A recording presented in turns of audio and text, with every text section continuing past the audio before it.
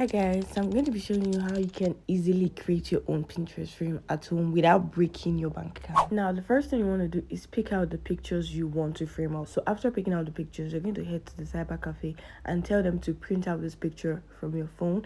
And then after they've printed out the pictures, you're going to laminate it. Now, the reason for laminating those papers is because I will not be adding anything like glass or cellophane. That lamination just helps give you like this frame effect. I don't know if that makes any sense, but let's do the hard work. Now you're going to be needing a carton, so you put the picture on the carton and then you're going to draw out the shape of that picture. Just as you can see, I'm using a book to hold my frame down so it doesn't move, and then I'm also drawing out the shape of the picture. Now after I'm done drawing out the shape of the picture on the carton, I'm going to use scissors to carefully cut out the shape I've drawn. It might take some time to cut out, but just be careful so that you don't over cut. Now once you are done cutting, it's time for the next step. We're going to clean both the back and the front of that carton because this is going to be our base for the frame. And if there's any sellotape on any side of the carton, make sure you remove it. Now to hold my carton and the picture together, I'm going to be using super glue to gum it together because I don't know if Top Gum will hold it firmly because this paper is laminated both back and front. So after applying my super glue, I used cotton wool to press it together, making sure that there was no bump, and then I just cut out excess carton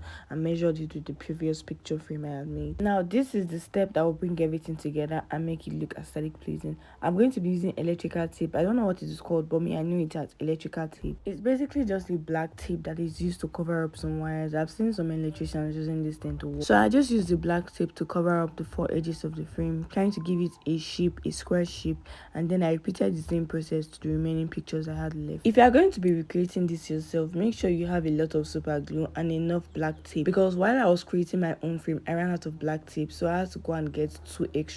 We're going to be needing enough of this black tape because not only is it going to cover up the front, it's also going to cover up the back of our frame. Once I was done covering up the edges of the 4 frames, it was time to cover up the side walls of the frames. I don't know if that makes any sense, but just watch me.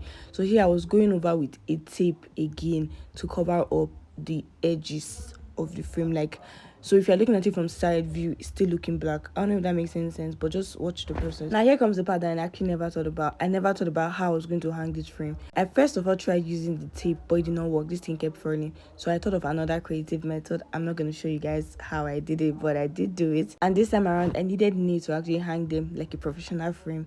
Anyways, I'll see you guys in my next video. Bye.